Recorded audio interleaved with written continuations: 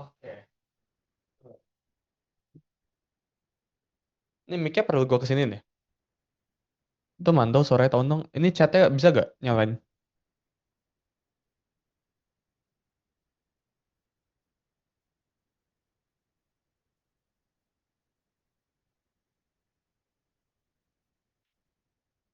Selamat malam teman-teman semua ya.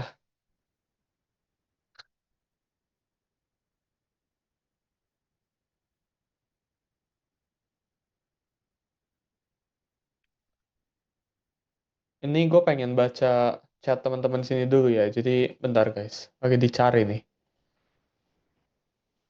Ya hari ini kita bakalan bawain.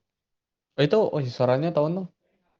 Ya tolong. Gue jadi dengar suara gue sendiri.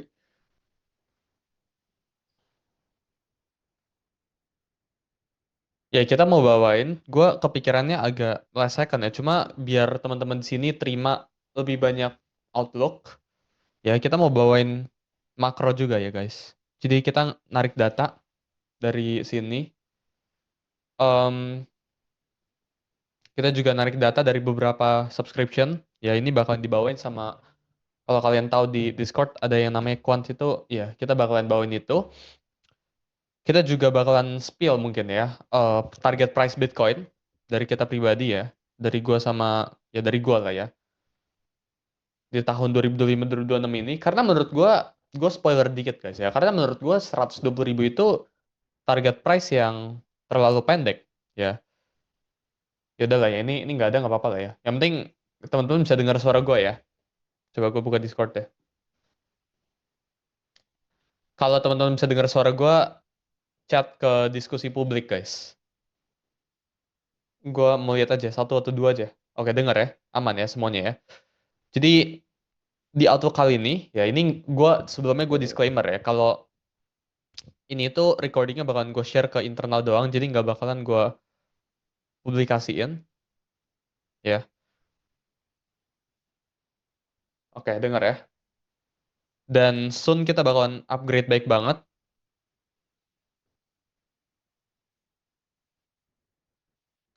ya, quality yang ada di internal. Bahkan itu kalau kalian cek guys di Discord yang sebelah sini, ini kan ada mode crypto kan ya.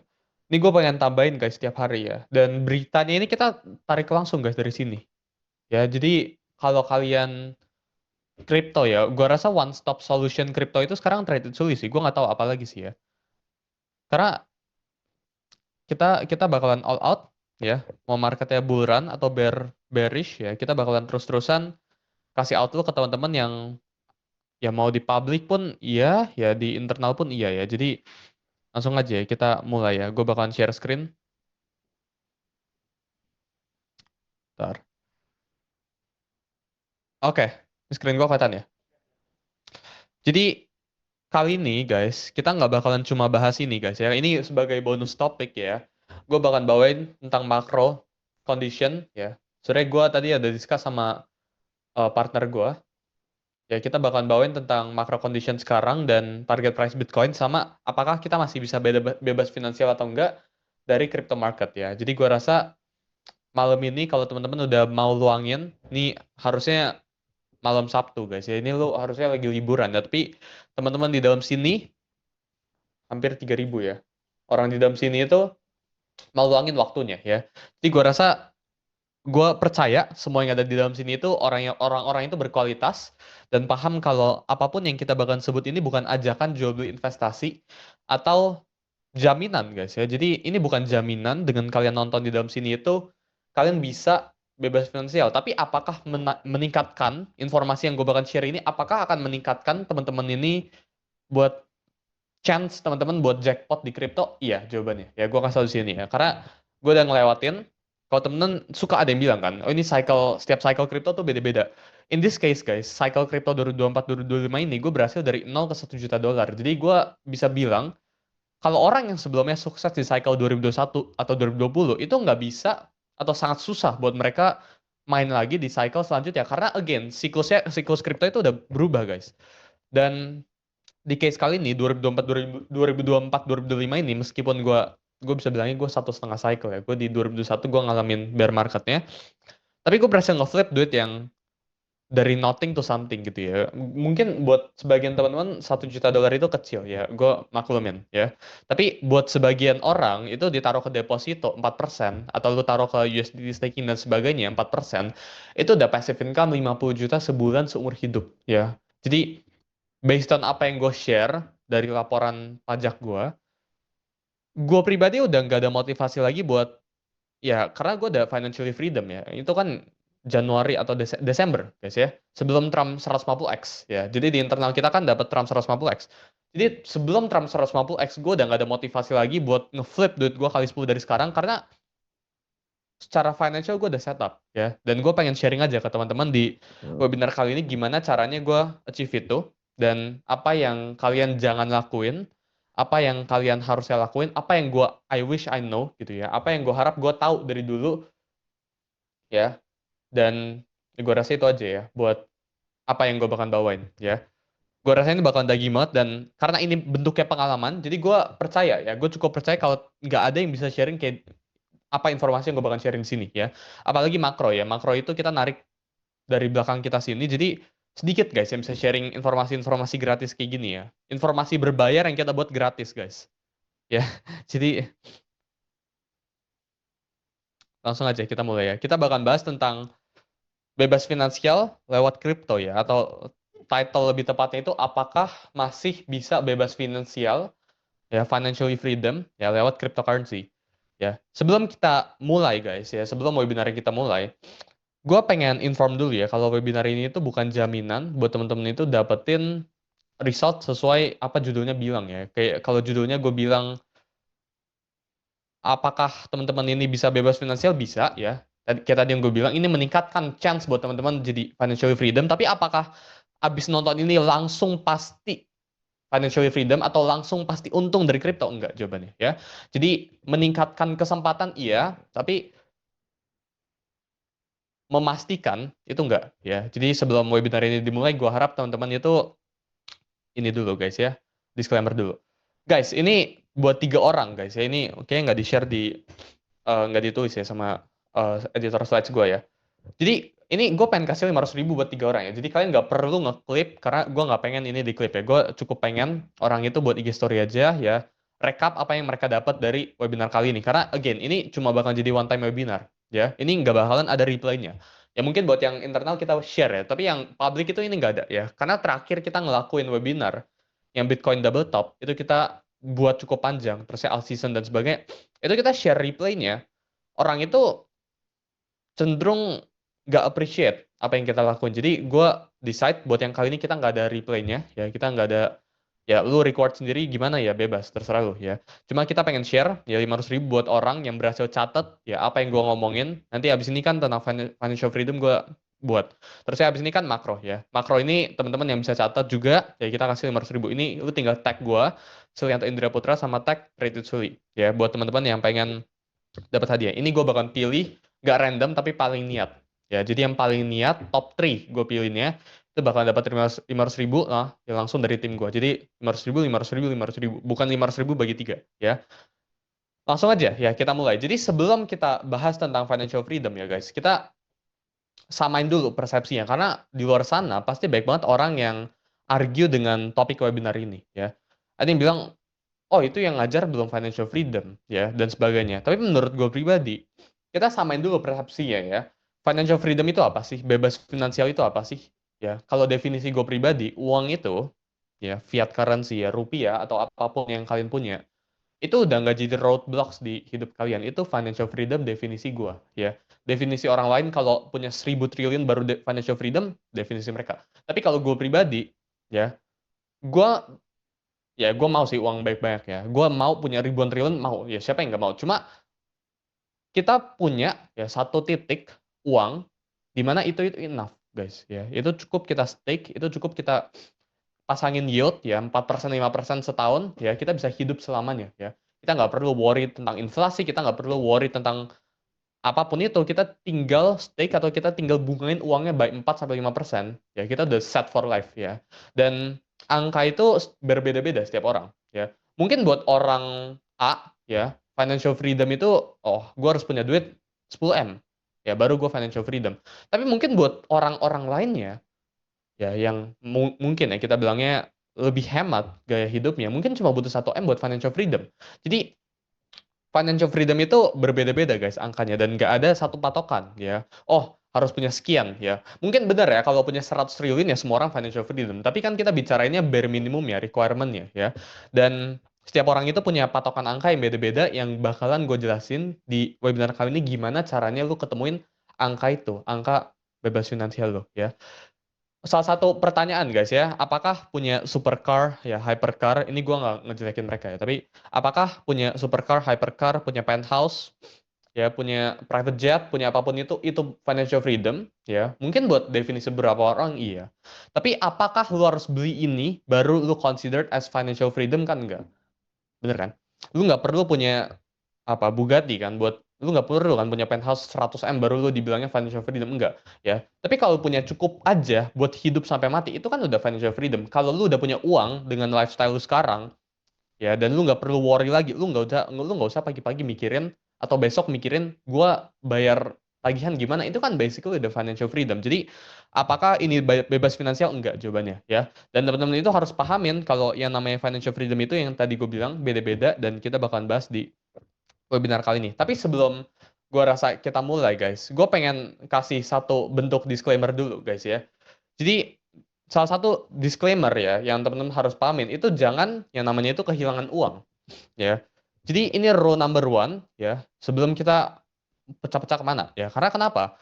Karena ini yang namanya drawdown perspective guys di dalam finance ya. Jadi kalau teman-teman kehilangan ya let's say 5% dari portfolio teman-teman, sorry jangan 5% deh, nggak usah yang digambarin ya. Misal lu hilang 1% dari portfolio lu, ya 100 jadi 99. Buat gain back ke atas itu bukan 1%, itu butuh 1,01 ya. Jadi semakin besar drawdown kalian, alias misal lu awalnya punya 100 juta, tapi hilang jadi sisa 50 juta, semakin sulit untuk mengembalikannya ke atas. Ya, jadi rule number one itu sebelum kita bahas tentang financial freedom itu lu nggak boleh kehilangan uang. Bukan berarti ya lu super hemat enggak guys ya. Karena nggak ada orang yang bebas finansial dengan hemat atau dengan menabung. Itu salah satu fun fact yang teman-teman harus pahamin ya. Jadi menghemat itu nggak menjamin atau nggak pernah ada di dalam sejarah orang itu bisa dapetin puluhan M dari menghemat ya mungkin bisa tapi mereka itu udah umur tua ya, udah cenderung tua dan gue rasa the beauty of kalian punya duit itu kalau kalian masih semuanya berfungsi ya. Kalau misalnya lu masih muda, lu masih bisa bebas ngapain pun dan sebagainya. Menurut gue itu ya the beauty-nya ya. Jadi gue lebih baik punya 1 juta dolar di umur 18 sekarang ini daripada gue punya puluhan juta ya, daripada gue punya 100 triliun di umur 60 gue nggak butuh ya. Jadi gue prefer dapat duit secepat-cepatnya karena ada konsep yang namanya time value of money yang bahkan gue jelasin ya. Jadi yang perlu kita sama ratain ya, yang tadi gue bilang definisi dari financial freedom itu berbeda-beda. Ini ada salah satu konsep guys, mungkin kalian pernah lihat ini ya. Ini namanya human capital, finance capital ya. Jadi gue gambar aja sebelah sini ya. Jadi yang garis warna atas sebelah sini ya itu value in dollars guys. Yang bawah sini itu manusia ya. Jadi kita mulai di umur 25. Di saat kalian yang namanya itu bekerja ya atau kalian udah mulai berkarir, gue anggap yang di atas 25 itu udah mulai berkarir guys. Dan di saat kalian berkarir, human capital alias ability ya, tingkat kemampuan kita buat mencari uang itu degrading guys seiring waktu berjalan ya. Jadi at some level kita itu udah nggak bisa segiat dulu. Kita tuh nggak punya energi sebanyak dulu. Ya, itu yang dinamain sama human capital dan human capital ini sangat limited, guys. Dan kita berperang sama waktu. Kurang lebih tuh ini waktu, guys. Ya, estimation ya di saat nge-cross kayak gini di umur 50-an, lu itu udah nggak punya energi kayak lu umur 25. Ya, lu itu di saat umur 40-50-an, ya lu itu nggak punya, teman-teman di sini itu nggak punya energi yang dibutuhkan untuk mencari uang sebaik itu. Ya, padahal ilmunya tuh udah ada. Ya, jadi yang teman-teman perlu pahamin, energi kita itu degrading, kita itu berperang sama yang namanya waktu. Ya, kita juga berperang sama salah satu lagi yaitu dollar. Ya, jadi ada yang namanya finance capital ya, financial capital di sebelah sini. Ya, dollar itu keep dropping guys di bawah sini. Jadi yang teman-teman perlu pahamin, kita tuh harus cari uang. Ini sebenarnya makro ya guys ya, macro wise dari konsep human capital sama financial capital. Cuma kita ubah, kita cari ke yang micro ya. Jadi ini individual sebenarnya. Gue twist sedikit ke individual. Mungkin yang orang finance ngerti kalau ini itu makro perspektif, tapi kita lihatnya based on individual aja ya. Kalian bisa lihat, di saat nge-cross kayak gini, kita tuh harus cari uang sebelum Ya kita harus exactly financial freedom, ya mau lu lewat apapun itu ya. Tapi in this case gara-gara gue financial freedom yang lewat crypto, gue bakal ajarinnya lewat crypto karena gue ngertinya di bidang itu ya. Di saat nge-cross kayak gini, ini too late guys buat lu mulai cari uang karena knowledge-nya ada tapi energi yang nggak ada, dollar value-nya terus turun ya. Jadi yang teman-teman perlu pahamin sebelum energi kalian habis dan ilmu kalian pada udah ada, tapi energi kalian habis ya. Lu udah nggak ada energi, lu nggak ada waktu sebaik itu dulu, tapi padahal lu punya ilmunya itu udah terlalu telat buat lu cari duit lagi ya. Jadi menurut gue pribadi, financial freedom di atas umur 50 itu semua orang bisa. Tapi kan sini kita ngejar berperang sama waktu ya. Jadi kita perlu breakdown dulu guys dari bebas finansial itu ada tiga tipe income guys ya. Jadi ini harusnya dibuatin piramid ya. Jadi yang pertama, kalau misalnya lu kerja sekarang 9 to 5, itu active income namanya. Misal lu kerja ya, lu ke kantor setiap hari, lu dapat gaji bulanan itu aktif ya, sifatnya itu aktif ya. Jadi di saat yang namanya itu lu kerja, tukar waktu lu atau tukar energi lu buat uang itu active income ya. Ada juga namanya passive income. Jadi passive income ini mungkin teman-teman sering dengar ya. Jadi passive ini ya lu nggak ngapa-ngapain alias mungkin ada orang di luar sana argue kalau nggak ada yang namanya passive income dan itu sebenarnya gue lumayan setuju ya. Gue setuju. Kenapa? Karena itu cuma minimal effort aja ya. Jadi kalau misal gue passive income tuh kayak gini, misal ini gue nggak rekomend ya. Misal gue beli kos ya, sorry gue beli gedung tinggi terus saya gue sewain jadi kos-kosan gitu, itu kan passive income ya, minimal energy ya, energi yang dibutuhkan untuk maintain itu semua itu cenderung lebih sedikit, itu dihitung sebagai passive income. Dan portfolio income ini apa, kalau misal teman-teman invest ke let's say lu stake USDT ya, atau enggak lu taruh duit lu ke bonds ya, lu taruh duit lu ke Indon ya, itu hitungannya portfolio income. Jadi ada tiga ya, ini harusnya piramid nih ya. Yang perlu teman-teman fokusin ya kalau pengen financial freedom itu dua bos ini kan, pasif sama portfolio. Cuma lu kan nggak bisa ngebentuk portfolio, lu nggak bisa ngebentuk pasif tanpa atas ini ya. Jadi lu butuh nge-grow yang namanya active income lu dulu, alias lu perlu cari duit yang banyak sekali ya sebelum yang namanya itu lu nge-build di bawah sini ya. Jadi di saat lu dapat active income, lu cari cara biar lu active income-nya makin besar ya. Jadi rumus bebas finansial yang menurut gue pribadi ini nggak pernah ada ya rumusnya di luar sana ya. Tapi menurut gue, lu harus hitung pengeluaran bulanan lu ya. Terus lu tambahin 50% dikali 12 bulan. Oke, gue ulang ya. Misal lu pengeluaran bulanannya 10 juta ya. Ditambahin 50% jadi 15. Ya, 15 dikali 12 ya dapat segitu passive income-nya. Kurang lebih itu 100, hampir 200 lah ya, kayak gitu ya. Ini contohnya. Kayak gue rumusnya iya ya. Jadi misal ya 180 tuh. Pengeluaran bulanan lu ya itu 10 juta ya. Lu tinggal tambahin sama 50%. Ini lu pakai kalkulator. Jadi kenapa orang-orang suka tanya kenapa ditambahin plus 50% ya? Karena ada yang namanya gap guys ya. Jadi kalau misal pengeluaran bulanan lu 10 juta ya, mungkin dalam 5 tahun ya, ada yang namanya CPI basket kan. Dalam beberapa tahun lagi nih nggak value-nya tuh nggak 10 juta. Makanya kita tuh prevent ya, kita tuh mencegah dengan cara kita plusin 50%. Jadi kurang lebih kalau lu spendingnya itu 10 juta per bulan, lu butuh passive income atau portfolio income sebesar 180 juta. Mau didapat dari mana? Dari kripto bisa ya. Lu misal nggak trading ini ya, trading itu hitungannya aktif ya. Lu stake USDT lu itu bisa ya. Jadi lu nge-stake USDT lu dapat 180 juta per tahun ya. APY-nya 2-4% itu possible nggak? Possible ya. Nah, abis ini gue ajarin ya cara ya. Jadi yang perlu teman-teman pahamin sebelum kita cek return dan sebagainya ya. Average return dari lu nge-stake USDT, USDC, atau stablecoin, itu ranging guys ya. Ini kayak returnnya kurang lebih sama kayak lu beli Indon kalau lu tahu ya. Indon 31, dan sebagainya. Returnnya tuh 2-4% per tahun ya. Jadi lu bisa hitung tuh kira-kira ya. Anggap 4% deh ya. Lu butuh berapa uangnya? Lu tinggal putar balik aja ya. Jadi kalau return, ya ini deposito bonds atau in this case kita bahas tentang crypto USDT. Karena teman-teman di sini kan pada cemplungnya di dunia finance yang high risk kan ya. Jadi crypto itu golongannya itu paling volatile dan paling high risk, dan lu tinggal cek aja ya return depositnya berapa ya, di ini 4%. Jadi kita anggap yield-nya itu 4%, berarti lu butuh kurang lebih ya uang itu 4,5 miliar guys buat lu tanda kutip financially freedom ya. Jadi tinggal dihitung kebalik kayak gitu aja ya. Kalau misal baik lagi, kalau misal, oh pengeluaran bulanan gue 20 juta gimana? Ya ini ganti 20 juta ya. Plus 50% 30 kali 12. Ya tinggal lo hitung aja ya.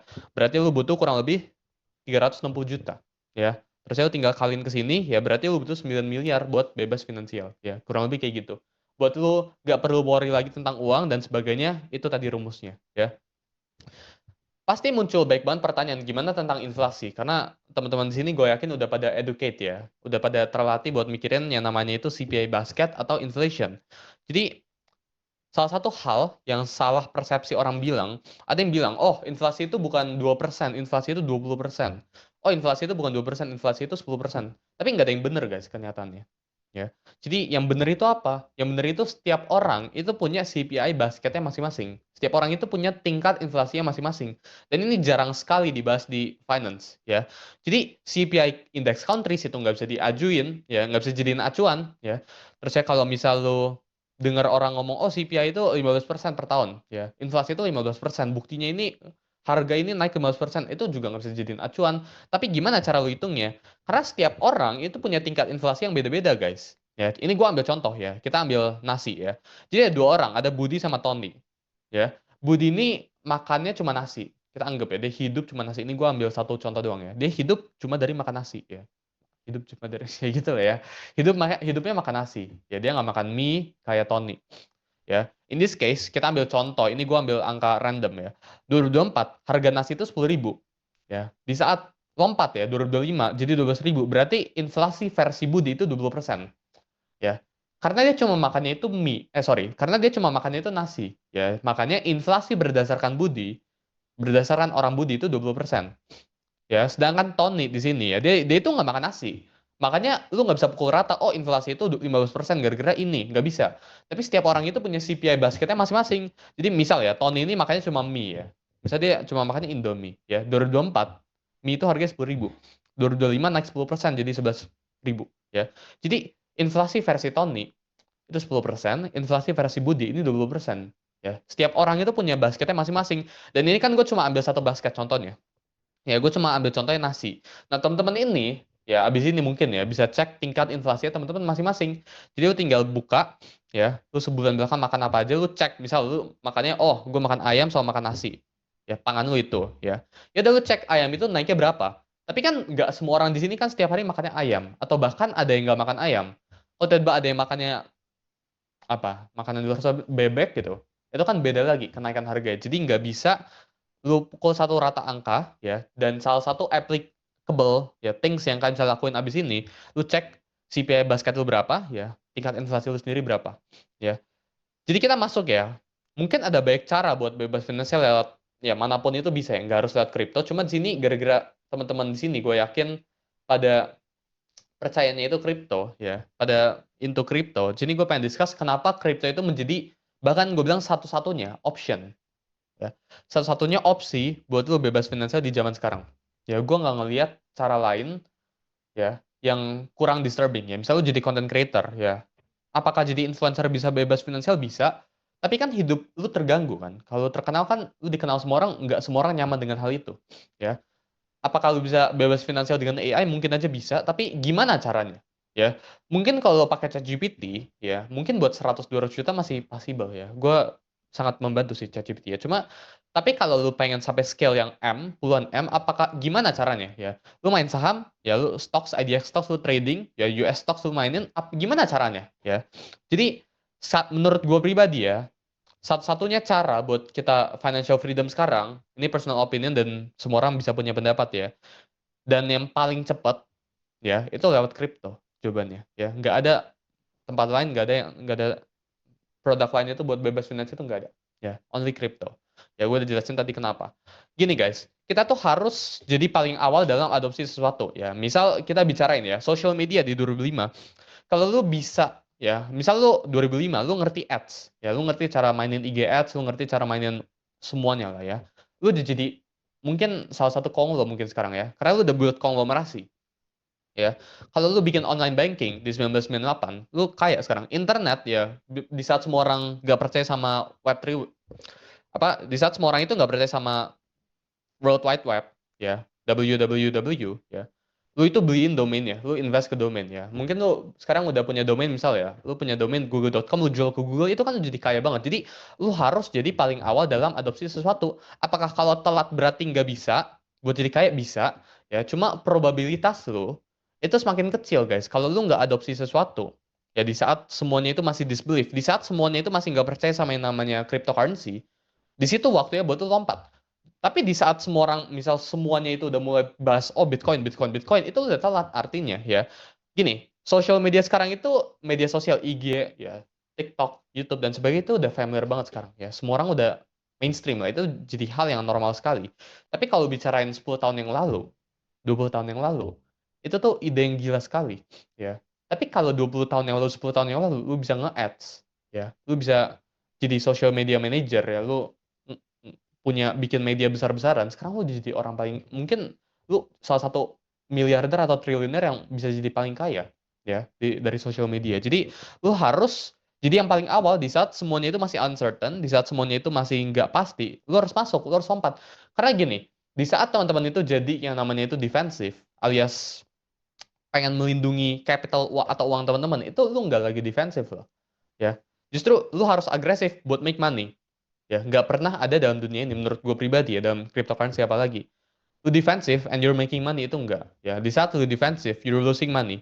Ya, di saat lu aggressive, you're making money. Ya, secara singkat itu. Ya, early adopters ini always win. Ya, ini chart dari QQQ. Ya, ini ini equity stocks ya di US.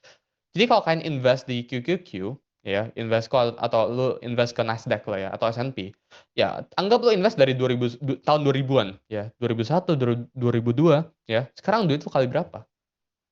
Ya, ini kan early adopters, ya. Kalau lu pas itu trading kayak Warren Buffett, mungkin sekarang duit lu kali berapa?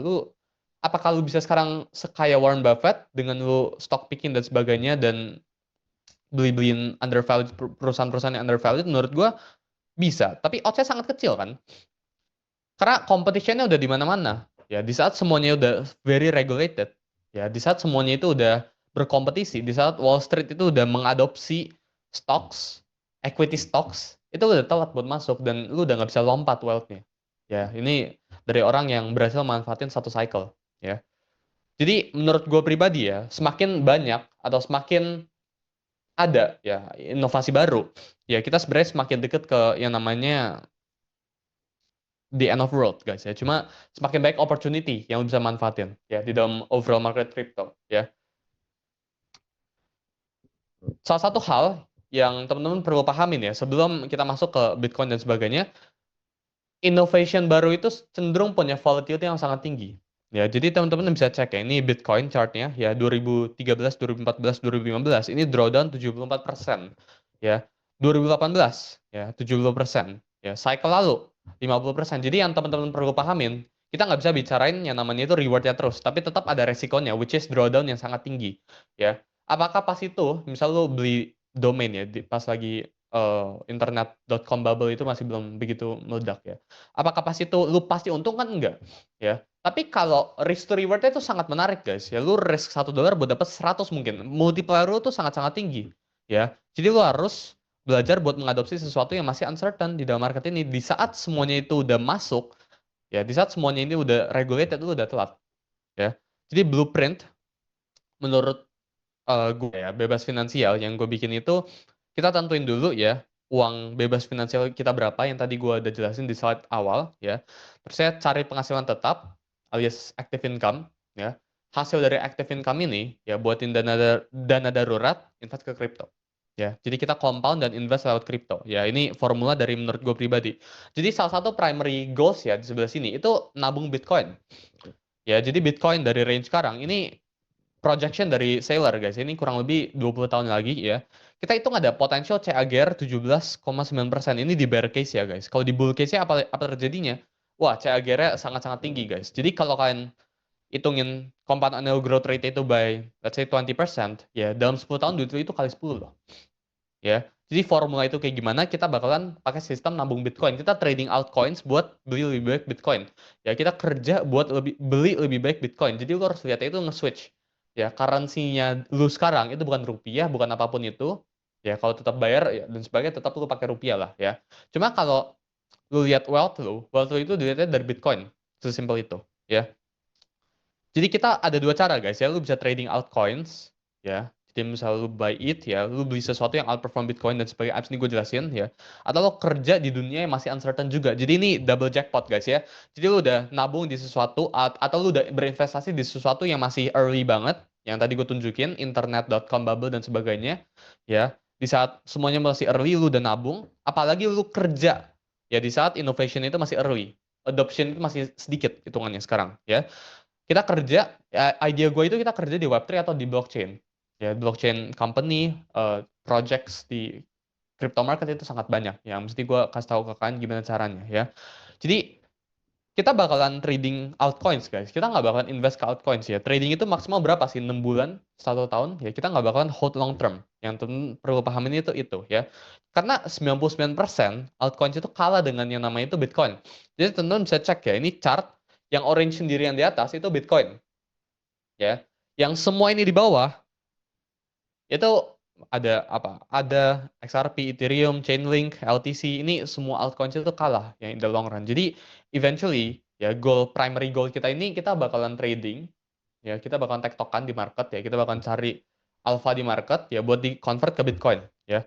Jadi buat teman-teman ya, ini gue bukan promosi, ini lu cek ini gratis ya di YouTube gue.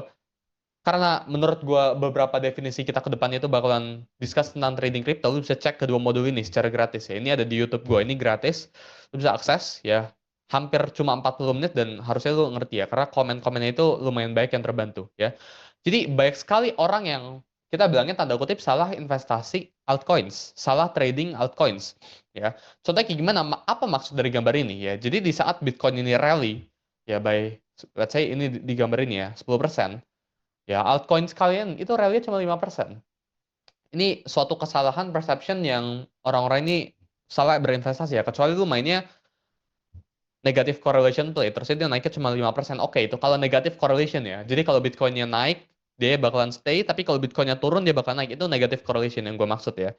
Tapi kan sangat sedikit. Lu bisa cek langsung dari TradingView correlation coefficient-nya apa yang terjadi. Ya, cenderung itu ngikutin dari harga Bitcoin-nya ya. Jadi banyak sekali orang yang salah persepsi atau salah dengan trading atau investasi dari altcoins ya. Mereka itu cuma nyari return ya. Yang penting gue untung. Tapi mereka nggak pakai benchmarknya. Benchmarknya in this case itu Bitcoin ya. Seharusnya yang benar itu kayak gimana? Di saat Bitcoin ini rally by 10% ya. Ethereum ini rally-nya itu harus lebih tinggi dari Bitcoin ya. Jadi kalau in this case Bitcoin 10%, Ethereum harus di atas 10%. Kalau nggak hitungannya lu kalah atau hitungannya lu rugi sama market ya. Itu yang salah satu hal yang teman-teman perlu pahamin, karena Ethereum vs Bitcoin aja contohnya ya, itu kalah sekali guys sejak 2024 awal ya. Mungkin lu invest 2024 awal, sekarang tuh lu ngerasa lu untung 10%, enggak, kenyataannya tuh lu rugi berapa, 150 juta ya. Lu misal invest 100 juta di Bitcoin ya, sama 100 juta di Ethereum. Bitcoin ini jadi 260, Ethereum jadi 110. Terus lu happy gitu. Lu Bitcoin, Ethereum lu dapat gain 10% ya. Oke lah. Tapi kan lu harus punya patokan. Jadi dalam investment apapun, bahkan hedge funds dan sebagainya itu ditugaskan, guys. Fund-fund besar itu tugasnya buat apa? Buat outperform Bitcoin. Sorry, buat outperform the benchmark ya. Jadi nggak semua orang itu pakai benchmark yang namanya Bitcoin. Ada yang pakai SPX, ada yang pakai Nasdaq, ada yang pakai QQ, ya semuanya orang pakai ya. Ada yang cuma yang penting kita sharp ratio-nya tinggi ya. Ada yang pakai all weather portfolio kayak Ray Dalio, yang penting duitnya nggak berkurang. Gue cari duit dari, misal Warren Buffett kan cari duit dari asuransi dan sebagainya. Ada yang kayak gitu ya. Cuma semua orang itu punya benchmark. Semua orang itu punya patokan. Oh, per tahun ini Bitcoin itu naiknya berapa persen sih? Ya, gue harus ngalahin return itu kalau gue tradingin gitu. Kalau lu udah tradingin tapi lu returnnya di bawah itu, berarti lu selama ini lu ngapain gitu? Itu lu bukan tradingin, lu kalah sama market itu. Emang market itu sangat susah buat dikalahin, dan gue pribadi rasa justru kalau lu fund manager atau kalau lu full time trader ya, di sini mungkin teman-teman ada yang bercita-cita pengen jadi full time trader ya, teman-teman harus pahamin konsep yang namanya benchmark trading ya. Jadi cara compare itu kayak gimana, ini sebenarnya kita ada discuss ya. Jadi ticker A lawan ticker B, ini gue singkat aja ya. Jadi Ethereum lawan Bitcoin, ini lu bisa cek ya. Jadi lu tinggal buka aja trading view lu. Ya, misal gue compare Solana sama Ethereum, ya lebih kuat mana? Ya gue tinggal klik Sol slash USDT slash ya Ethereum USDT. Ya, jadi Sol USDT slash Ethereum USDT itu kalau lu pengen ngecek yang namanya itu comparing ya. Jadi kalau chart Sol slash ETH ini naik, berarti Solana ini berhasil outperform Ethereum. Otomatis apa yang lo harus beli, apa yang lo harus allocate, ya cenderung Solana ya. Again, ini bukan financial advice buat kalian beli Solana. Lo bisa cek sendiri chartnya ya. Lo harus selalu compare dengan benchmarknya, yaitu rule number one ya, sebelum lo mulai ini. Karena kalau lo trading buat dapetin Bitcoin, tapi Bitcoin lo itu makin sedikit, itu gimana ceritanya? Ya coba lo pahamin deh. Lu trading, ya, lu dapat return 5%, tapi Bitcoin naiknya 10%, ya. Return 5% ini lu beliin Bitcoin, lu kalah dong, Bitcoin lu makin sedikit dong, ya. Jadi yang temen perlu pahamin, ya, always compare with the benchmark, ya. Kita trading, ya, altcoins, itu buat beli dan akumulasi lebih baik Bitcoin. Itu dua prinsip pertama, ya. Salah satu cara, ya, yang gue ketemu lumayan menarik, gue belakang ini ketemu sama beberapa orang, yang kerja di dunia Web3, ya, yang kerja di blockchain, yang kerja sama project-project, ya, kerja sama market maker dan sebagainya, ya, itu lu bisa cari side income melalui dunia Web3, ya. Mungkin kalau lu cek ya, ini ada beberapa website ya, sama ini lu cek ya, ini temen gue nih, ya, kita ketemuan nih di Binance ya. Dia dapat 3.000 guys, ya, kerja di Web3 ya. Mungkin lu nggak harus kayak mereka ya. Tapi sekedar jadi community manager, ya, lu aktif di komunitas, lu cari kerja dan sebagainya, abis ini gue ajarin caranya, ya, itu bisa nambah duit lu 400 sampai $1.000 per bulan. Ya, itu kan lumayan banget ya, lu cari income tambahan ya. Mungkin buat orang yang duitnya udah miliaran ya ngerasa itu kacang. Tapi buat yang teman-teman sini yang pengen cari income tambahan lewat kayak ginian kan bisa banget, ya. Jadi beberapa website ya buat teman-teman, ini gue nggak detail ya, buat teman-teman masuk ke gimana caranya biar teman-teman ini bisa yang namanya itu dapat kerjaan Web3 ya. Itu lo bisa nih, ini lo web3.career ya, cryptojobs.com ya, cryptojobslist.com, atau nggak The Jobs, itu baik banget. Lo apply, cari di Facebook bisa, di LinkedIn bisa dan sebagainya. Yang penting lo ada experience-nya, ada portfolionya, which ya sebenarnya ini kita ada ajarin di internal community kita ya. Jadi yang teman-teman perlu pahamin itu ya. Jadi ada beberapa source of website ya. Jadi buat gua nge-recap yang teman-teman perlu lakuin ya di zaman sekarang ya. Karena gini guys, apakah orang yang sudah multi triliunan itu tahu cara paling cepat buat jadi kaya sekarang? Belum tentu guys. Jawabannya, bener gak? Apakah dia punya experience-nya? Punya. Ya, tapi misal gini, ada orang punya tambang emas atau tambang oil atau apapun itulah yang industri masa lalu ya, properti deh. Apakah orang tersebut tahu cara jadi kaya sekarang? Belum tentu. Karena beda zaman, guys. Cara mainnya itu udah beda. Ya, yang teman perlu pahamin itu. Jadi nggak bisa lu selalu ambil patokan ya, sama sebaliknya misal orang properti ya, apakah lu sekarang bisa kaya dengan cara dia? Nggak bisa loh ya. Mark Zuckerberg kaya lewat bikin Meta ya, lewat bikin Facebook. Apakah lu bisa plek ketiplek ikutin Facebook sekarang? Nggak bisa guys jawabannya ya. Mau lu punya uang resource sama kayak Mark Zuckerberg dulu, atau lu punya resource kali 10 dari dia dulu, atau kali 100 dari dia dulu, momentumnya tuh udah nggak fit guys. Jadi yang teman-teman perlu pahamin sini, momentum plays it all guys. Momentum itu segalanya ya. Dan kapal yang lu ada ya, lu sekarang lagi ada di kapal mana itu matters ya. Buat lu ngedayung perahu lu itu lu butuh boat yang sangat bagus sekali. Ya, jadi itu ya salah satu hal yang teman-teman perlu pahamin. Setiap generasi itu ada cara buat kaya masing-masing ya. In this case, dari gue pribadi itu, it's crypto. Ya, that simple. Ya, jadi buat gue simpulin ya, framework dari bebas finansial lewat Web3 sama blockchain itu ada ini guys ya. Jadi lu cari kerja, ya ini gue lupa tambahin ya. Sebelah sini harus ada lu cari kerja yang utama ya. Kerja kantoran atau apapun itu bisa ya. Terus ya lu tambahin dengan side income yaitu Web3 jobs ya. Terus ya 10%-nya lu pakai buat trading ya, lu tektokan altcoins dan sebagainya.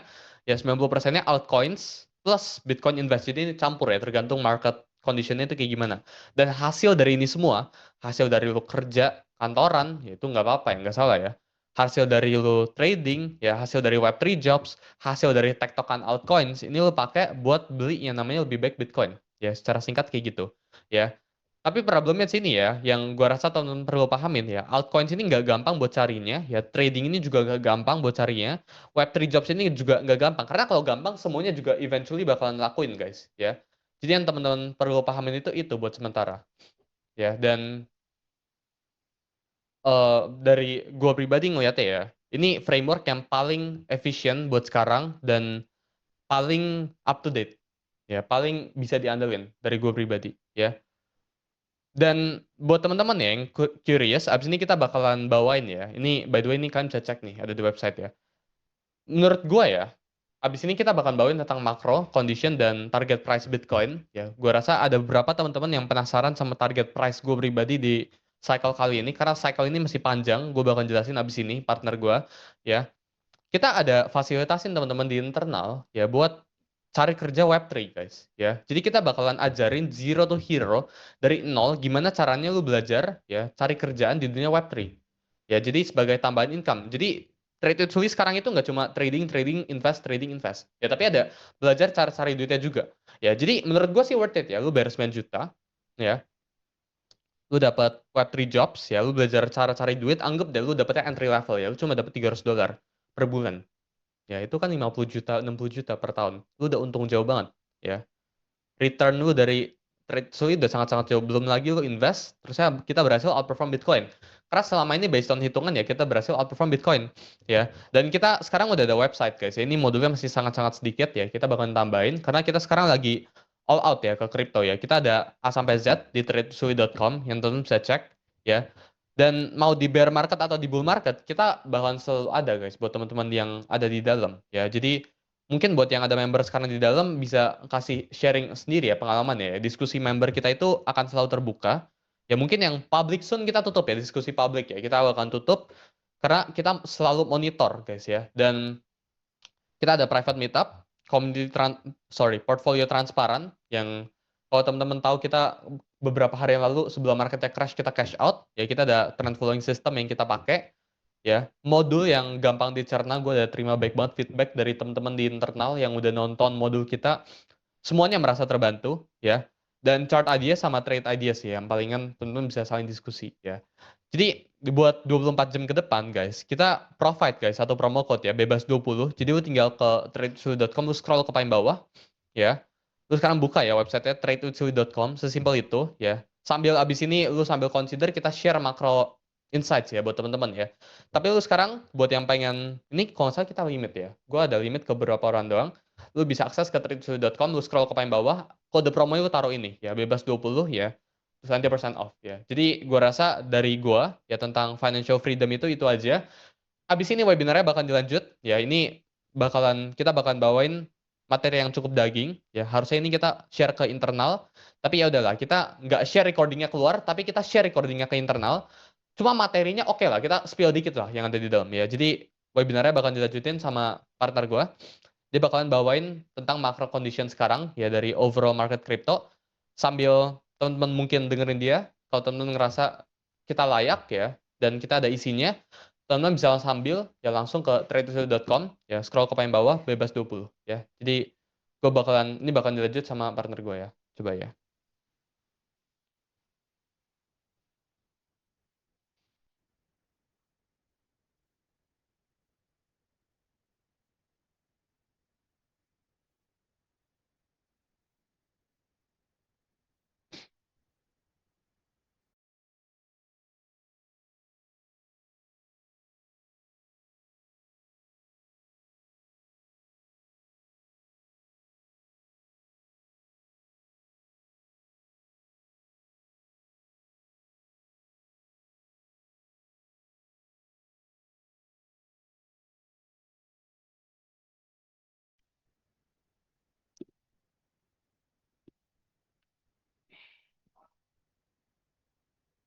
Oke, salam kenal teman-teman. Nama gua Andrew, gua partnernya Sui dan hari ini gua bakal bahas crypto macro outlook. Gimana outlook makro terhadap market crypto itu 3 bulan ke depan. Kenapa kita harus analisa makro? Karena macro is what drives crypto. Jadi kita penting banget untuk analisa makroekonomi, gimana outlook makroekonomi 3 bulan ke depan. Tapi untuk saat ini, gue bakal bahas recap dulu. Kita bakal recap apa yang terjadi di bulan Juni ini. Jadi salah satu event makro yang terbesar, of course, di bulan Juni adalah Israel itu menyerang Iran dan mereka itu perang selama 12 hari. Di sini di 13 Juni 2025, Israel itu menyerang Iran. They sent nuclear strikes dan apa yang terjadi ya market Bitcoin dump ya. Dan sebenarnya di internal sebelum Israel itu nyerang Iran, kita udah berhasil cash out. Dan setelah itu di 23 Juni, itu US campur tangan. Jadi Donald Trump ini campur tangan ke perang Iran Israel ini, dan apa yang terjadi ya the conflict is resolved. Konfliknya udah berakhir dan mereka udah ceasefire. Mereka udah nggak serang gimana pun ya. Ya Iran udah serang balik lah, serang baliknya tapi cuman ya dikit doang, kayak mereka bahkan ada warning US dan Qatar pas itu sebelum mereka mereka serang balik itu cuman untuk saving face doang, cuman untuk jaga muka doang. Tapi kesimpulannya saat ini perang Iran Israel itu udah selesai karena US itu campur tangan, US itu bombing nuclear sites-nya Iran di Tehran itu, dan apa yang terjadi ya kita bisa lihat di chart selanjutnya. Kita bisa lihat 3 kali terakhir US itu campur tangan di konflik. Kayak kita bisa lihat di sini Operation Desert Storm pas itu US campur tangan di Irak, dan NATO bombing of Yugoslavia pas itu di Serbia.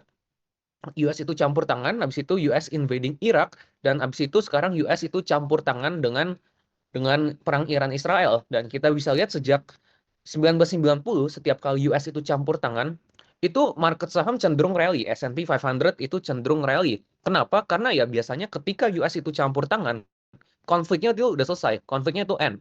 Setelah konfliknya end, jadi ya ya para market participant itu mereka kembali lagi ke market, mereka kembali lagi risk on karena perangnya ya udah selesai. Dan juga ketika US itu campur tangan, ya ya apa yang terjadi ada increase military spending, ada increase government spending. Jadi kita bisa lihat setiap kali US itu campur tangan itu merupakan hal yang sangat amat positif bagi market crypto. Jadi, of course, untuk market saham US itu kita very very bullish. Nah, kita bisa lihat di sini secara detail rata-rata 20 hari setelah US itu apa sih namanya US itu campur tangan, S&P 500 mengalami kenaikan. Kita bisa lihat pas Operation Desert Storm ini S&P naik lebih dari 10%, dan pas Yugoslavia itu naik sekitar 6%, dan pas Irak itu sekitar 2%, dan di Syria pas itu cuman minus sekitar 1% lah ya. Dan sebenarnya ini kita udah up chart ini di 19 Juni, dan sejak 19 Juni sebelum US itu campur tangan sampai sekarang S&P 500 itu udah naik 2%. Dan 2% itu ya mungkin nggak banyak untuk kalian, tapi untuk market US, untuk S&P 500 itu kenaikan 2% dalam sekitar seminggu itu adalah hal yang very, very positif. Itu marketnya udah trillions of dollar dan 2% pun itu matters. Jadi secara overall untuk market saham US itu kita bullish. Kenapa kita bahas market saham US? Karena itu Bitcoin punya korelasi yang positif dengan S&P 500. Mereka dua-duanya adalah bisa dibilang risk asset lah ya, at least for now. Nah, terus kita lihat di sini pergerakan S&P 500 di tahun 1997 sampai 2001 dibandingkan dengan sekarang. Nah, kita bisa lihat di sini bahwa kedua tersebut, S&P sekarang sama di 1997, itu punya korelasi yang cukup tinggi. Sangat amat tinggi, bahkan bisa dibilangin hampir mirip. Dan kalau ini plays out, S&P 500 itu bisa naik sekitar sampai at least sampai akhir tahun ini atau bisa aja sampai pertengahan tahun depan. Jadi untuk sekarang at least 3 bulan ke depan itu very very bullish untuk S&P 500. Nah, sekarang kita juga bisa lihat bahwa data ekonomi di US itu di forecast untuk membaik. Apa itu Empire Manufacturing Survey in 6 months time? Jadi ini adalah survei yang ditanyain ke para business owner, dan ditanya ke business owner apakah bisnis mereka prediksi dalam 6 bulan ke depan apakah itu bakal meningkat atau enggak. Gimana cara mereka bisa say yes or no, ya mereka take into account future orders, inventories, mereka udah order barang belum, mereka udah ada yang banyak yang booking belum, dan lain sebagainya. Dan kita bisa lihat setiap kali survei ini mengalami kenaikan sekitar 3 standard deviations, 2 point di atas 2 lah, 2 standard deviations, kita bisa lihat bahwa itu bisa jadi buying signal untuk S&P 500 yang cukup menarik. Kita bisa lihat di 2009 ini bisa jadi good buying signal, dan di Juni 2020 itu juga a good buying signal, dan saat ini dalam 20 tahun, sekitar 19 tahun lah, cuman ada 3 kali signal ini muncul. Berarti ini bisa jadi good buying signal juga untuk S&P 500. Dan by the way, ini bukan saran finansial, dan ini semua keputusan investasi itu di tangan kalian doang. Ini gue cuma kasih lihat data ke kalian, gue cuma bilang bahwa ada probabilitas tinggi ya. Sebenarnya nggak ada kata pasti di market, apalagi di market saham US, crypto, Itu nggak ada hal yang pasti. Dan ini gue cuma bilang ada probabilitas besar ini udah bottoming dan ini bisa jadi good buying signal untuk S&P 500. Dan sekarang kita bakal bahas Nasdaq. Nasdaq itu lebih related ke crypto. Kenapa? Karena Nasdaq 100 itu isinya 100 saham teknologi di US.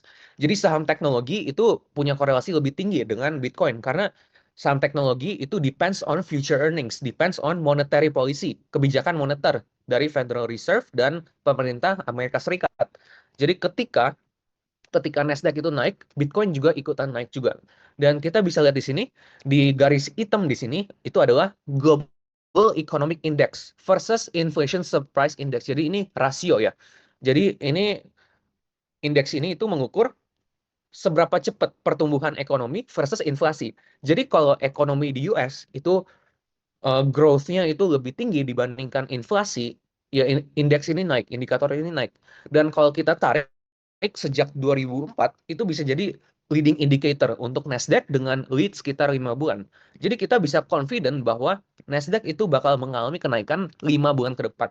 Jadi 5 bulan ke depan itu very very bullish untuk Nasdaq 100. Kalian bisa lihat aja chart di sini, ini benar-benar chartnya mereka berdua korelasinya ketat banget, mereka punya relationship yang cukup tinggi ya. Jadi ini bisa jadi leading indicator bagi bagi kita.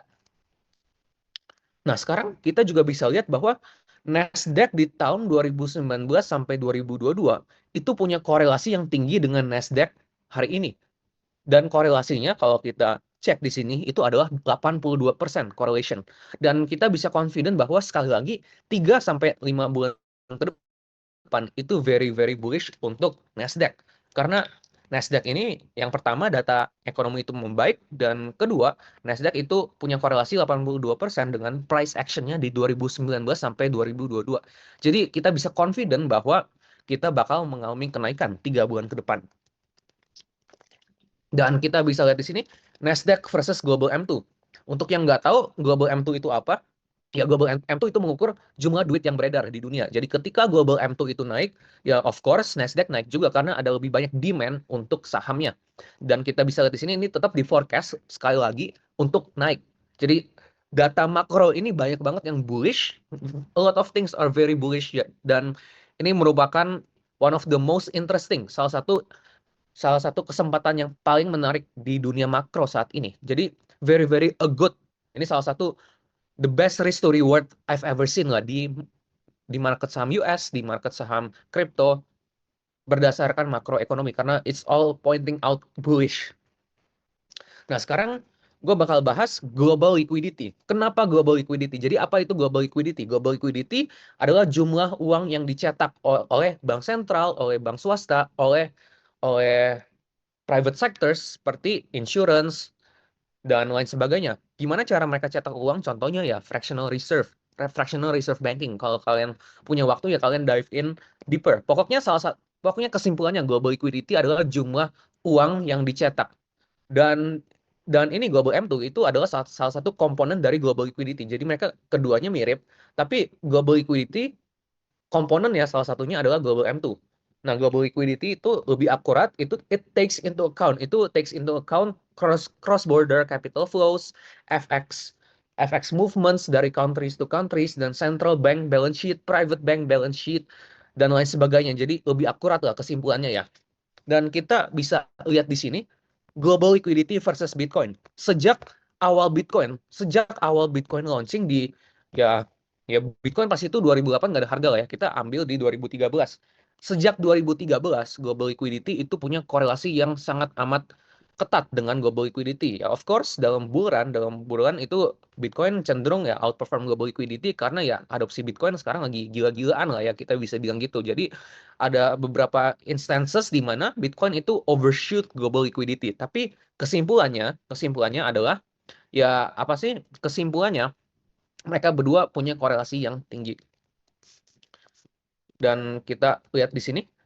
Jadi total global liquidity index versus Bitcoin weekly dari 2013 sampai 2024 terbukti bahwa Bitcoin itu punya korelasi 89,5% dengan global liquidity.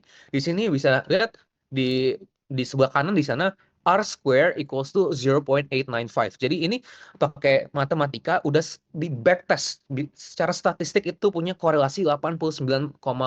Jadi 89,5% pergerakan Bitcoin itu disebabkan karena global liquidity. Bisa di-explain lah dengan global liquidity pergerakan Bitcoin. Jadi salah satu salah satu indeks yang kita harus monitor saat ini adalah ya Global Liquidity Index dan Global M2. Nah, sekarang kita lihat di next slide-nya di sini. Bitcoin year on year di sisi kiri di sini di skala yang kiri versus Global M2 USD deviation from trend, dan kita bisa lihat bahwa Bitcoin itu masih cenderung undervalue dibandingkan Global M2. Jadi ya saat ini Bitcoin undervalue, ya ini bisa jadi bahwa a good buying signal bahwa Bitcoin itu undervalue. Jadi ada margin of safety yang cukup tinggi lah untuk kita mulai beli Bitcoin.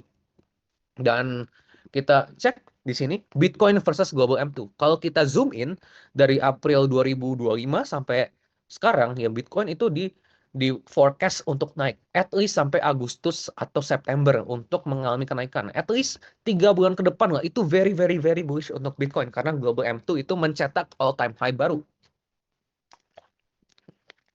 Dan kita bisa lihat di sini Global M2 itu sedang melakukan pattern breakout and retest, dan setiap kali ini terjadi ya Global M2 make new all time high. Dan by data di sini kita bisa mengantisipasi bahwa Global M2 jumlah duit yang dicetak di seluruh dunia itu di forecast untuk naik lagi. Jadi ini very very bullish untuk Bitcoin. Dan kita kalau ngambil chart Bitcoin versus Global M2 di sekitar sejak 2023 sampai sekarang ya itu di forecast untuk naik dengan 12-week lead. Jadi dengan lead digeser ke kanan dengan leading dengan 12 minggu, yaitu sekitar 3 bulan. Ya make sense lah 3 bulan. Kenapa? Karena ya ketika duit dicetak itu kan nggak langsung dipakai kan. Misalnya kalian dapat duit di bank, nggak mungkin kalian langsung pakai detik itu untuk beli Bitcoin. Ya bisa aja kalian beli beli apa beli makanan dulu, beli baju dulu, beli beli tas dulu, dan duit itu transfer ke orang lain, dan orang itu mungkin bisa beli Bitcoin. Nah, itu rata-rata kalau di backtest itu sekitar leading sekitar 12 minggu. Ya saat ini leadnya itu sekitar 12 minggu ya. In the future ya bisa ganti, mungkin leadnya jadi 10 minggu, 15 minggu, 3 minggu, 5 minggu dan lain sebagainya, kita nggak tahu. Tapi saat ini leadnya itu sekitar 12 minggu, dan it's all just noise. Kayak kemarin gue lihat banyak banget di Twitter orang itu panik apa abis Iran serang Israel, Israel serang Iran, itu mereka panik, oh Bitcoin down, Bitcoin down, down, down, aduh the bull run is over. Tapi enggak guys, ini kita lihat di sini it's just noise, it's just noise. Itu normal volatility of Bitcoin, dan Bitcoin itu tetap bakal naik. Jadi it's all noise, jangan worry, don't worry about the bull run. The bull run is still long. Jadi 3 bulan ke depan kalian tenang dulu, jangan panik dulu, kalian tenang, karena based on data makro itu adalah all bullish. Dan kita lihat di sini terakhir kali Trump itu jadi presiden di 2017 itu Bitcoin mengalami kenaikan 2.300% ya.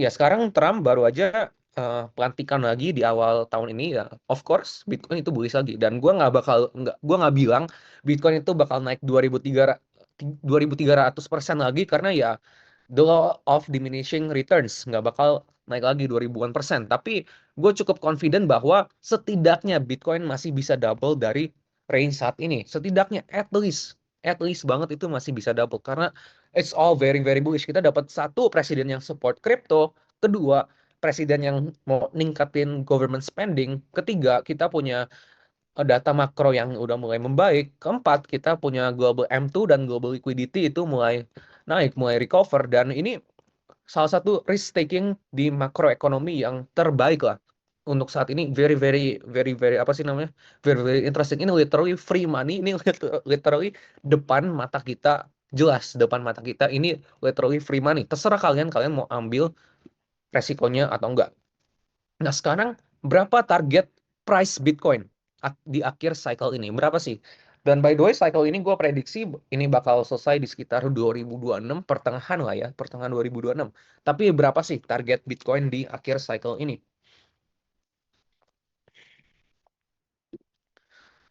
Gue banyak banget lihat di X, di Twitter, di Instagram, di sosial media. Kebanyakan orang di luar sana itu mereka taruh target price Bitcoin itu cuma 120.000. Menurut gua 120.000 itu rendah banget. Cuma 10% dari all time high ya. 120.000 menurut gue itu terlalu rendah, very very low. Mungkin mereka udah trauma kali ya, mereka udah trauma karena 2024 the great sideways ya dari Maret sampai September 2024 atau mungkin mereka udah trauma dari bulan sebelumnya. Tapi untuk saat ini ya based on data itu 120.000 itu nggak ada apa-apanya tuh. 120.000 di cycle ini itu nggak ada apa-apanya. 120.000 itu cuma 10% dari all time high, cuma naik 10%. Dan untuk sekarang 120 itu sangat amat rendah. Gua pribadi ya, ini bukan rekomendasi finansial. Ini gua prediksi ini bisa at least double untuk Bitcoin di cycle ini. Very very low untuk 120 menurut gua itu easy banget. Itu very very easy untuk dicapai. Ini 120 terlalu rendah menurut gue ya, terlalu rendah. Nah, kita bisa lihat di sini power law rainbow chart. Power law rainbow chart kita masih di zona netral. Kita belum di zona overvalue. Dan kalau kita udah hit di zona overvalue ya, ya indikator ini prediksi harga Bitcoin di sekitar 200 sampai 250.000. Jadi kita masih jauh dari topnya di siklus ini. Jadi kita masih sangat amat jauh. There's nothing to worry about. It's all just noise. Kalau kalian mengalami koreksi 10-20% di Bitcoin, it's all just noise. Itu hal yang normal, super super normal di Bitcoin. Ya seperti yang udah dibilang dari Suli tadi ya, minus 30%, 20% itu sangat amat normal untuk Bitcoin. Dan di sini salah satu indikator juga, indikator rainbow wave. Kalian bisa buka sendiri di TradingView di sini Bitcoin rainbow wave. Ya kalian search aja di sini ya. Dan kita bisa lihat indikator ini sama, ini forecast bahwa Bitcoin itu di sekitar 200 sampai 250.000 di akhir cycle ini.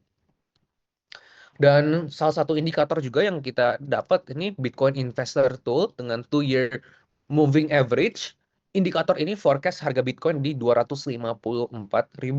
Di sekitar 254.000 dan berarti masih sekitar 2x lah, 2,5 x untuk market crypto di akhir cycle ini. Dan kita bisa lihat di sini Bitcoin Delta Top. Bitcoin Delta Top ini cukup akurat untuk timing Bitcoin top secara historis. Setiap kali ada cycle top dia prediksi sekitar 190.000 lah untuk cycle ini. Jadi untuk cycle ini 190.000, 200.000, 230 lah. Itu very very probable. Jadi 120.000 menurut gua itu terlalu rendah untuk Bitcoin. Dan kita bisa lihat di sini topping price models. Topping price models di sini kita bisa lihat bahwa ini prediksi setidaknya at least paling rendah itu 180.000 untuk Bitcoin. Mereka forecast 180.000. Ya bisa lebih tinggi sih. Kita bisa lihat di tahun berapa ini? Di tahun 2021 ya ini bahkan lebih tinggi dari model ini. Bisa lebih tinggi. Jadi 180.000 itu konservatif sih menurut gue ya. 180.000 konservatif. Dan kita lihat di sini Bitcoin versus Gold dengan 6 month lead, dengan lead sekitar 6 bulan. Nah, dari 2017 Gold itu bisa jadi leading indicator untuk Bitcoin dan kita bisa lihat di sini sky is the limit ya guys. Sky is the limit untuk Bitcoin di sini. Kita bisa lihat Gold 6 bulan terakhir Gold itu mengalami kenaikan yang signifikan dan kita bisa mengantisipasi juga Bitcoin itu naik juga dengan emas karena secara historis dari 2017 itu punya correlation yang tinggi. Jadi untuk saat ini very very bullish untuk Bitcoin. Jadi sky is the limit ya, sky is the limit. Dan gue nggak bakal bilang bisa naik sampai di sini kan bisa sampai 600.000 ya nggak mungkin lah ya, nggak mungkin sampai 600.000 tapi ya semoga ya 600.000 tapi gue sendiri nggak mungkin 600.000 tapi setidaknya lah at least 200.000 itu very very possible untuk Bitcoin lah berdasarkan semua data yang gue share ke kalian ini. Jadi dari data ini very very bullish untuk Bitcoin. Dan kita lihat di sini berdasarkan indikator ini Bitcoin Top Finder, Cycle Top Finder CTF di sini. Ya kalau Bitcoin udah top, udah overvalue ya. Biasa ini indikator ini spiking up. Tapi saat ini masih sangat rendah. Masih selevel bear market ini ya. Selevel bear market ini. Dan ini very very bullish. Data yang very very bullish. Dan ini kita masih sangat jauh dari top di cycle ini. Dari 2011 secara historis. Indikator ini itu bisa timing top. Dengan akurat. Tapi saat ini masih rendah banget. Setidaknya margin of safety kita itu masih sangat amat jauh ya guys, masih sangat amat jauh dari top Finder indikator ini. Jadi kita lihat juga di sini banana zone incoming ya. Banana zone incoming still a very long way to go. Kita masih di correction phase 1 dan kita akan segera mengalami pump yang signifikan. Dan kita bisa lihat di sini by data ya. Kita masih belum di banana zone. Kita masih di pertengahan banana zone. Jadi belum belum waktunya banana zone dan dari indikator-indikator ini yang gue udah share ke kalian, ini semoga bisa bermanfaat untuk kalian karena ya ini data yang kita udah kumpulin, kita ambil dari data bisa hampir miliaran ya per tahun, beneran miliaran ini per tahun untuk ambil data ini karena subscription-nya ini mahal-mahal semua ya, beneran mahal. Jadi ya semoga ini bisa jadi bermanfaat untuk kalian dan ini sebenarnya kita cuman share sebagian yang lebih lengkap lagi. Kita share in-depth research itu ke komunitas internal kami dan ini sebenarnya cuman a tip of the iceberg. Kita cuma mau bantu kalian untuk kalian yang bingung. Untuk kalian yang bingung, oh apakah bulan ini udah selesai atau belum? Ya kita cuma mau nyampein itu. Kesimpulannya ya belum. Kesimpulannya bulan is not over dan kalian bisa tetap mengalami kenaikan lagi. Bisa mengalami kenaikan portfolio kalian dan ya kalian bisa ningkatin lah dengan Web3 jobs dan lain sebagainya. Jadi kesimpulannya siklus market crypto ini masih sangat jauh dan gitu aja dari gua. Semoga bisa bermanfaat untuk kalian dan ini bakal dilanjutkan oleh Sui.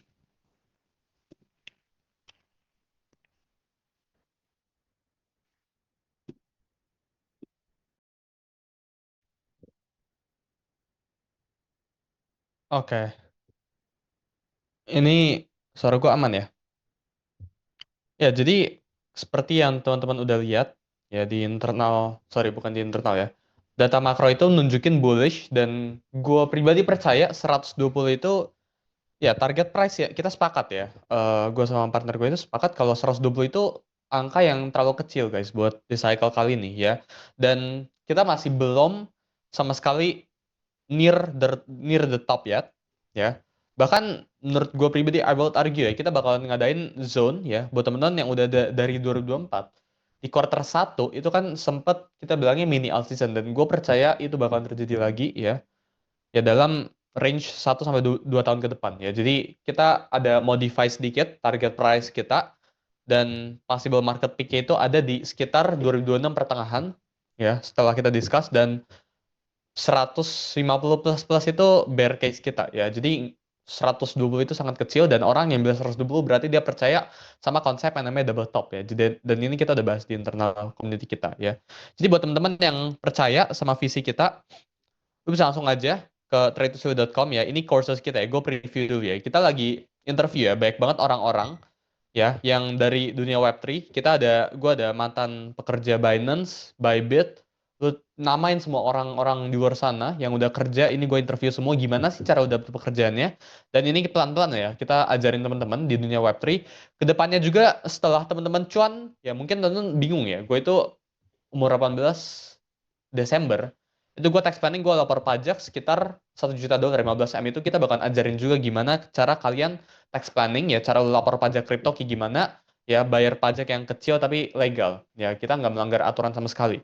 Kita juga ada baik banget modul ini baru sedikit sekali dan setiap hari ini ada, lu bisa tanya aja ke internal community kita ya. Buat temen-temen yang udah join ya, lu bisa langsung ke bagian atas ini ada tombol namanya connect Discord, jadi lu bisa langsung akses ke komunitas Discord kita yang isinya data-data set ya. Ini gue bukain di sini ya. Jadi teman-teman yang pengen lihat previewnya, ya ini dari slash coursesnya, ya lu bisa pakai langsung bebas 20. Dan buat yang tanyain apakah akan dinaikin, soon kita akan naikin ketika Web3 modulnya udah jadi. Ya sekarang itu lagi ongoing, kita build, kita upload semua. Ya, jadi teman bisa cek ya. Kita ada section global micro ya. Nah, kita pakai data-data dari belakang sini ya.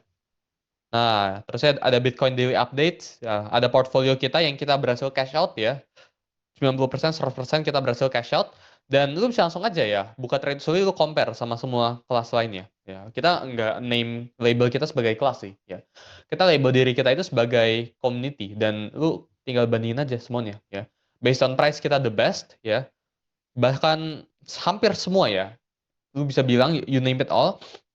lu compare sama beberapa ya, ini lu buka aja Trade Suli, kita nggak melebih-lebihkan ya, ini emang fakta semuanya, ada semuanya, dan temen-temen bisa langsung akses aja di tradesuli.com ya. Pastiin pas isi kode promonya itu pakai bebas 20 ya, ini caps lock semua ya, jangan sampai ada yang kecil, jangan sampai kayak gini kecil, karena tadi ada yang komplain ini nggak bisa chat ke admin kita, ini admin gue minta standby ya, jadi buat temen-temen yang ada pertanyaan bisa langsung chat ya, lu tinggal ke bebas 20 ya, gabung sekarang ya. Jadi gue rasa kalau teman-teman percaya sama visi misi kita dan butuh komunitas kripto, kita nggak bakal merembet-rembet keluar dari kripto dan sebagainya, karena kita all out guys. Plan kita di kripto itu sangat panjang, ya.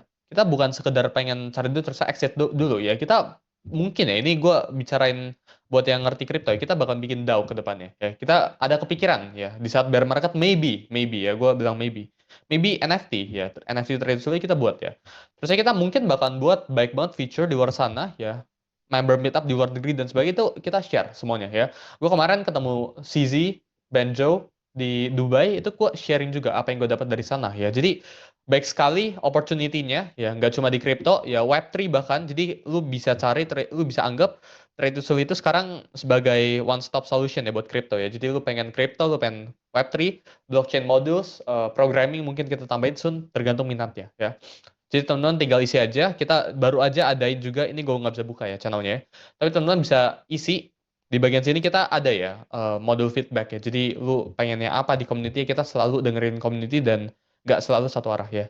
Jadi gue rasa itu aja buat webinar kita hari ini. Guys, ingat tetap bebas 20, nggak pakai spasi, semuanya caps lock. Kita juga ngadain ya 500.000 buat 3 orang ya. Lu tinggal tag gue aja sama tag Trade with Suli, jangan lupa ya.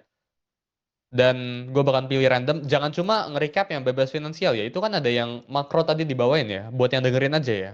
Jadi buat yang dengerin itu juga di recap ya. Gue tunggu kalian 1 kali 24, bisa langsung tag gue aja di story, gue tunggu nih ya. Ini udah ada beberapa yang nge-tag dan gue lihat lumayan bagus nih ya. Jadi gue rasa itu aja buat live kita hari ini ya. Gak ada recording sesuai janji ya, sampai jumpa di live berikutnya atau webinar berikutnya ya. Bye guys.